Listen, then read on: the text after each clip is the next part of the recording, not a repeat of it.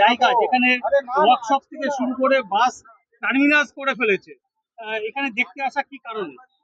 আমাদের কাছে লোকালি কিছু খবর এসছিল এবং আমাদের পার্টির কার্যকর্তারা যারা এখানে থাকে, এটা হচ্ছে মন্ডল 1, মন্ডল 1-এর সভাপতিও আছেন বাসব মন্ডল, বাসবদার।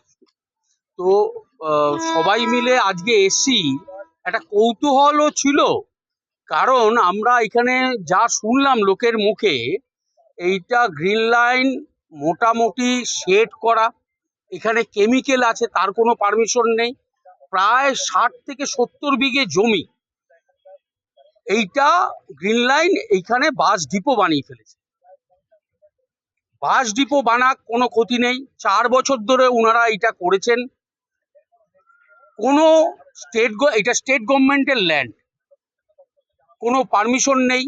আমি মিউনিসিপ্যালিটিতে কথা বলেছি, মিউনিসিপ্যালিটি বলছে আমরা কোনো পারমিশন দেইনি।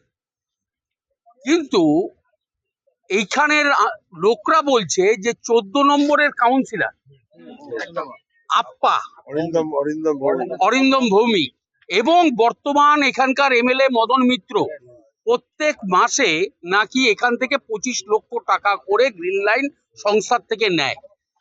তার মানে 4 বছরে কত টাকা ওনারা লুট করেছেন পাবলিক মানি, যেখানে সরকার পাওয়ার কথা ছিল কিন্তু সরকার পেল না। তাই আজকে আমরা এসছি যে সরকার যেন তার এই জমিটা, এই ল্যান্ডটা সরকারি রেভিনিউ হিসেবে পায়, এবং যারা চুরি করেছে, যারা চোর, তাদের যেন সাজা হয়, এইটার জন্যই আমরা এখানে এসেছি। এখানে কতটা জমি হতে পারে? আমার অ্যাপ্রক্সিমেট আপনি এখানে পাবেন 70 বিঘের উপরে জমি। আপনি বেলঘরিয়া এক্সপ্রেসওয়ে যাচ্ছে, তার পাশেই এইটা। তাও মানে লুট, মানে আমরা রঘু ডাকাত শুনতাম, এই রঘু ডাকাতের বাবা আছে, সব জমি লুটে নিচ্ছে। সরকারি জায়গায় এইভাবে করে নিল। সরকারি জায়গায় আপনি মনে করেন কি মুখ্যমন্ত্রী, প্রাক্তন মুখ্যমন্ত্রী জানতেন না? মমতা ব্যানার্জি সব জানতেন। ওই 25-75-এর খেলাতে চলেছে, এবং এইখানকার বর্তমান এমএলএ উনি এটার সঙ্গে যুক্ত। তাই আমরা কি করতে পারি, পার্টির যারা কার্যকর্তারা তারা কি করতে পারে, যে নতুন বর্তমান সরকার এসছে, মানুষের সরকার, জনতার সরকার, তার মুখ্যমন্ত্রী হচ্ছেন মাননীয় শুভেন্দু অধিকারী মহাশয়, চিফ মিনিস্টার। আমরা চিফ মিনিস্টারকে চিঠি করব যে এইভাবে দুর্নীতি, মদন মিত্র অ্যান্ড অ্যাসোসিয়েটস, তার অ্যাসোসিয়েটসরা এইভাবে দুর্নীতিগুলো চালিয়ে গেছে। তো আপনারা সরকারকে চিঠি দিচ্ছেন?